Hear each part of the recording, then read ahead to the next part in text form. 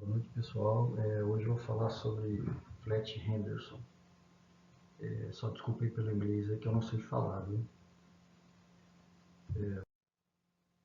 Bom, Henderson, ele nasceu dia 18 de dezembro de 1897, na Geórgia.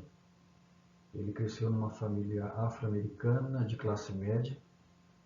O pai dele era diretor de uma escola e a mãe dele era professora. Ele começou as aulas de piano dele com 6 anos de idade, né? O pai dele já trancava ele no quarto lá para ficar praticando por horas lá o estudo de piano. Com 13 anos, o Henderson já tinha uma grande habilidade para ler música e perceber a tonalidade das músicas, né? Já com pouca idade. Ele prosseguiu estudos com a mãe dele, né? E ainda se envolveu também na arte europeia. Apesar de ser um músico talentoso, ele decidiu a dedicar a matemática e ciências com 18 anos e mudou para Atlanta, Geórgia, né? E mudou seu nome para Fletch Henderson, né? Abrindo mão lá do James, nome do seu avô. Embora o Henderson tinha demonstrado interesse pela música desde pequeno, ele sabia pouco sobre jazz até os 20 anos de idade. Ele também frequentou a Universidade de Atlanta, onde ele foi membro ali da fraternidade e se formou em 1920, né, em bacharel em Química e Matemática. Após a formatura, ele mudou para Nova York, né, com a intenção de frequentar a Universidade de Columbia para o mestrado em Química, mas isso não tem evidências que realmente ele fez isso, tá? Ele conseguiu um emprego ali de meio período como assistente de laboratório numa empresa de química ali no centro de Manhattan, mas durou aí menos de um ano. Na cidade de Nova York, o Henderson ele dividia um apartamento com um pianista que trabalhava como músico em uma orquestra fluvial. Quando esse pianista ficava doente, né, demais ali para tocar, o Henderson ocupava o lugar dele. E logo ele já conseguiu um emprego ali como substituto ali integral desse pianista. No final ali de 1920, ele encontrou um trabalho como demonstrador de música na Peace and Hand Music. Não sei se fala assim, tá? Eu não sei falar inglês, tá, pessoal? Agora o Henderson descobriu que a música seria mais lucrativa, né, que a química. Então ele deixou o emprego ali de químico ali no laboratório para começar realmente ali a vida dele musical, né? Quando Harry Peace deixou a empresa para abrir a Black Swan Records, acho que é isso, ele levou o Henderson, não acho que é isso, não tenho certeza como que fala assim, mas enfim, ele levou o Henderson com ele para ser o diretor musical, né? Um trabalho que durou aí de 1921 a 1923. De 1920 a 1923, ele tocou principalmente como pianista de acompanhamento ali para cantores de blues. Suas atividades até o final de 1923 praticamente era gravar datas para Black Swan e outras gravadoras. Sua banda, neste ponto, era apenas uma unidade de captação para gravações, né? Não uma banda ali de trabalho, não era uma banda de trabalho de regular, não. Em janeiro de 1924, a banda de gravação tornou-se uma banda na casa Clube Alamo. Alabama, acho que é isso. Essa foi a primeira banda de trabalho que o Henderson, né, começou a tocar ali. Em 13 de outubro de 1924, a história foi feita quando a banda do Henderson começou em Roseland, Roseland, acho que com o Louis Armstrong, né? Agora na orquestra que rapidamente ficou conhecida como a melhor banda afro-americana de Nova York. Época em que a banda tornou mais voltada para o jazz mesmo. O Armstrong tocou na banda por apenas um ano, porque ele não conseguia se acostumar com arranjos, né? E nem a pretensão lá dos músicos lá da banda, né? A orquestra formada por músicos era por músicos bem estabelecidos em Nova York, né? E principalmente tocou uma banda, a banda tocava de dança padrão, né? Com inflexões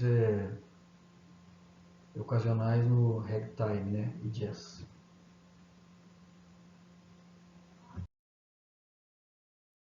Ele desenvolveu as suas habilidades de arranjo em 1931 em meados da década de 1930. Sua banda, por volta de 1925, incluía o Armstrong, né, e outros nomes importantes, né, músicos importantes. Eu nem coloquei aqui porque é difícil falar, né, pessoal? Que começou com Henderson em 1923, tá? Tocando as partes de tuba e um saxofone baixo e rapidamente passando para o saxofone tenor em um papel solo de liderança.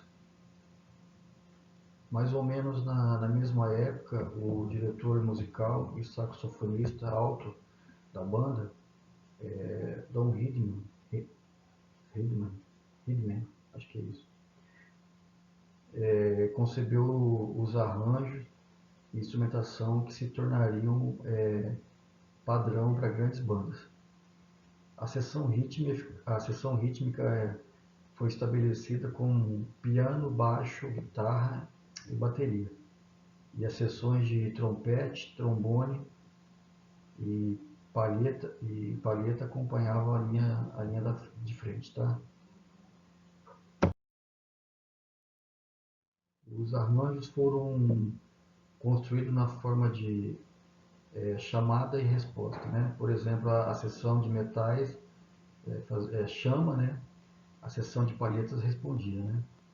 E muitos músicos foram baseados em riffs, muitas músicas, né? Foram baseadas em riffs. Passagens musicais identificáveis repetidas ao longo da música. Depois que Redman deixou a banda em 1927, Henderson usou a mesma abordagem em seus próprios arranjos. Henderson também era um excelente arranjador, mas um péssimo empresário. Embora a banda tivesse tocado em locais importantes e sido ouvido no rádio e em gravações, suas finanças estavam frequentemente em desordem, né? E os músicos frequentemente saíam sem aviso prévio para juntarem em outras bandas. Bom, mesmo assim, ele conseguiu manter sua banda até meados da década de 1930, quando vendeu muitos dos seus arranjos para Benny Goodman, que usou para definir o som de sua nova orquestra, né?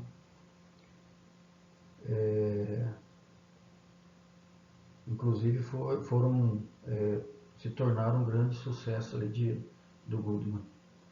Através da banda do Goodman, os arranjos de Henderson se tornaram um projeto para o som da era do swing, né? Outros arranjadores, incluindo o irmão de Henderson, também contribuíram para o som da Big Band dos anos de 1930.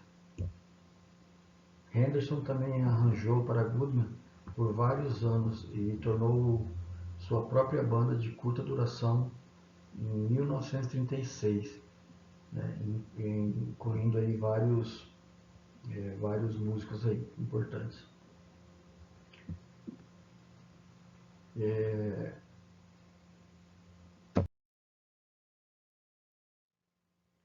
Bom, Henderson ele teve pouco sucesso, né, em suas tentativas subsequentes de organizar bandas e passou a maior parte da década de 40 fazendo arranjo mesmo para o Goodman, né, outros músicos.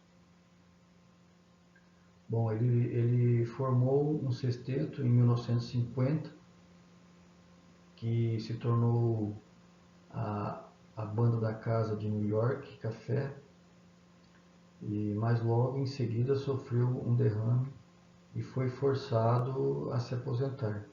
Ele morreu no dia 28 de dezembro de 1952, né, em Nova York. Tá uma foto dele aí, segurando uma partitura. Bom, Henderson foi muito importante para o jazz, né, precoce, como líder da primeira grande big band, né, de jazz, na era pós-ragtime, pré-swing, da década de 1920. Sucesso contínuo durante a década de 1930 como arranjador e compositor. E como um caçador também de talento aí magistral. Aí, né?